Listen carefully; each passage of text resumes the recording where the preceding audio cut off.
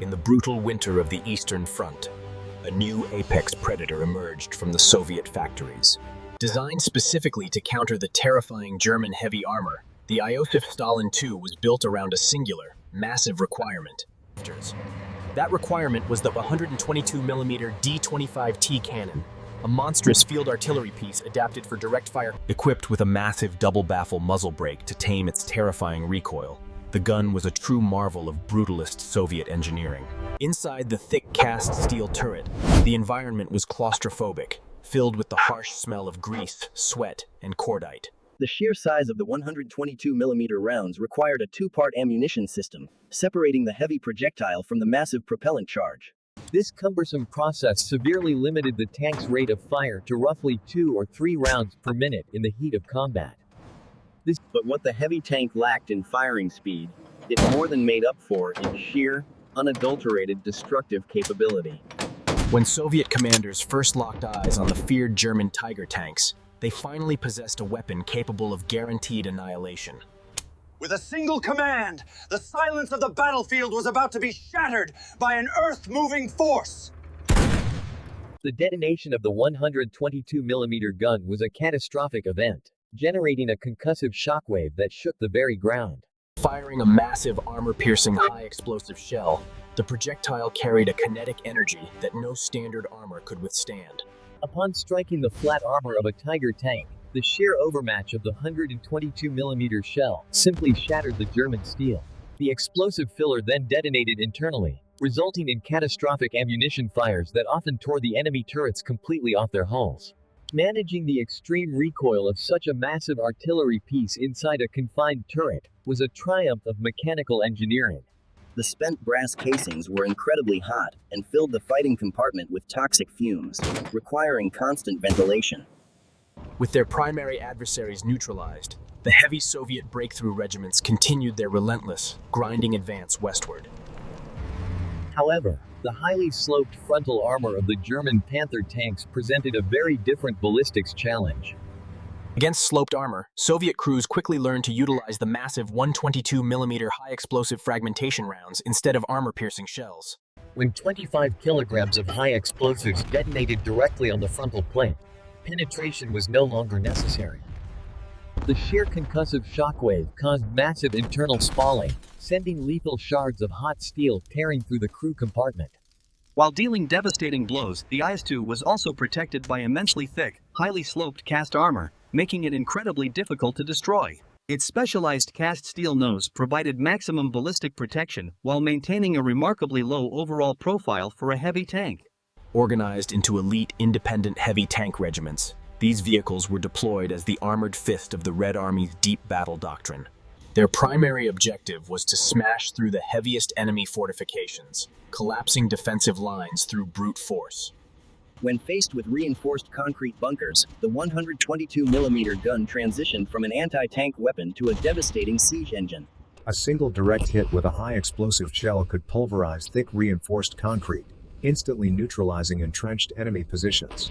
Operating in close tandem with infantry, the heavy tanks provided an impenetrable mobile shield against devastating small arms fire. Powering this massive fortress was a reliable V2 diesel engine, generating the immense torque required to navigate the treacherous eastern terrain. Coupled with exceptionally wide tracks, the tank maintained remarkably low ground pressure, allowing it to traverse mud that bogged down German armor.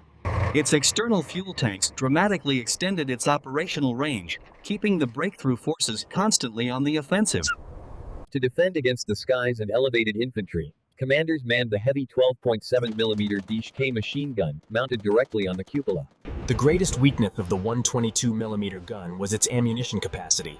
The massive shells meant the tank could only carry 28 rounds. This severe limitation demanded extreme tactical discipline. Soviet gunners could not afford to waste a single shot. Fortunately, the exceptional ballistics of the D-25T allowed crews to accurately engage and destroy targets at ranges exceeding 2 kilometers. As the war dragged on, the ultimate adversary appeared, the heavily armored German King Tiger. In the brutal urban and rural clashes that followed, it became a pure duel of raw firepower versus impenetrable armor. The complex curves of the IS-2's heavy cast turret proved remarkably capable of deflecting even the most lethal German anti-tank rounds.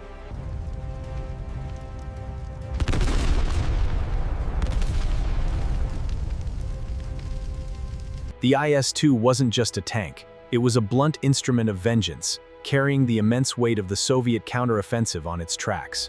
As the Red Army pushed relentlessly westward, the nature of the war fundamentally changed, from open plains to dense urban landscapes. Navigating the heavy, long-barreled beasts through the tight, rubble-choked streets of Eastern Europe presented a severe logistical and tactical nightmare. In the urban confines, the impenetrable frontal armor was useless against infantry ambushes striking from elevated, concealed positions.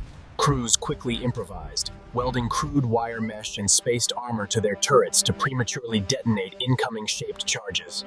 When ambushes occurred, the heavy tanks responded by systematically leveling entire buildings with high explosive demolition fire. Massive urban barricades designed to halt advancing armies were simply crushed and pushed aside by the sheer torque of the breakthrough tanks. The ultimate test of the 122mm gun arrived in the spring of 1945, amidst the apocalyptic urban hellscape of the Battle for Berlin. Positioned on the wide avenues, the heavy guns commanded massive firing lanes, their shockwaves shattering whatever glass remained in the ruined city. They were brought up to assault the massive, impenetrable concrete flak towers that dominated the city's skyline. To protect against urban encirclement, the unique rear-facing turret machine gun provided vital suppression against flanking infantry. Inside the steel beasts, crews endured a suffocating atmosphere of plaster dust, cordite, and deafening noise. Coaxial weaponry systematically cleared out ground-level resistance, saving the precious heavy ammunition for fortified hard targets. To avoid friendly fire from their own attack aircraft in the chaotic urban fog, crews painted stark white identification crosses on their turrets. As the offensive converged on the city center, the massive guns were brought to bear on the final symbols of the enemy's power. In the lethal close-quarters brawls of the plazas, the sheer kinetic overmatch of the 122mm gun guaranteed victory for whoever fired first. Blind spots were severe. Drivers navigated the treacherous, obstacle-ridden streets, peering through tiny, heavily armored vision blocks. Tank riders became the vital eyes and ears of the vehicle, protecting the blind spots while using the thick armor to traverse the kill zones. Night operations were terrifying and disorienting, lit only by the apocalyptic glow of burning buildings and the blinding flashes of heavy cannons. Commanders were frequently forced to expose themselves to lethal sniper fire just to coordinate the chaotic urban advance. When the heavy machinery inevitably broke down, field repairs required Herculean physical effort from the already exhausted crews. Often operating alongside dedicated assault guns, the breakthrough regiments formed a concentrated fist of heavy explosive power. As the final pockets of resistance were cornered, the psychological terror of the 122mm gun was often enough to force surrender. When the guns finally fell silent in May 1945, the heavy breakthrough regiments had successfully driven the final nail into the coffin of the enemy. The IS-2 stood triumphant amidst the rubble, a brutal, uncompromising symbol of absolute victory. Its design fundamentally altered the trajectory of global tank development, proving that heavy armor and massive caliber guns could decisively win wars. Every gouge and scar in its thick cast steel told a story of survival against the most technologically advanced weapons of the era. Its core design was so robust that modernized variants remained in active military service for decades after the war's conclusion. It set the gold standard for Soviet heavy armor doctrine, directly influencing the terrifying designs that dominated the early Cold War era. Today, these legendary machines rest silently in museums, a stark contrast to the brutal. The remnants of its massive ammunition serve as tangible evidence of the overwhelming industrial violence of the conflict.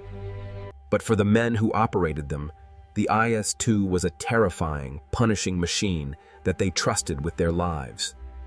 Across Eastern Europe, they stand frozen as monuments to the immense sacrifice and the unstoppable momentum of the offensives. The thunderous roar of the diesel engines and the deafening crack of the 122mm gun defined an era of absolute mechanized warfare. The terrifying ballistics of the weapon reshaped tactical doctrines, forcing adversaries to completely rethink the nature of heavy armor. The shattered husks of its vanquished foes remain scattered across the continent, silent testaments to the supremacy of the heavy gun. A brutal, uncompromising triumph of engineering designed for one singular, devastating purpose. The IS-2 represents the absolute pinnacle of World War II breakthrough armor, an apex predator of the battlefield. Forged in the fires of desperation, it became the heavy hammer that finally shattered the opposing war machine. A legacy of overwhelming firepower, thick cast steel, and uncompromising destruction. The IS-2 and its 122mm gun, a brutal masterpiece of armored warfare whose thunderous echoes will forever resonate through history.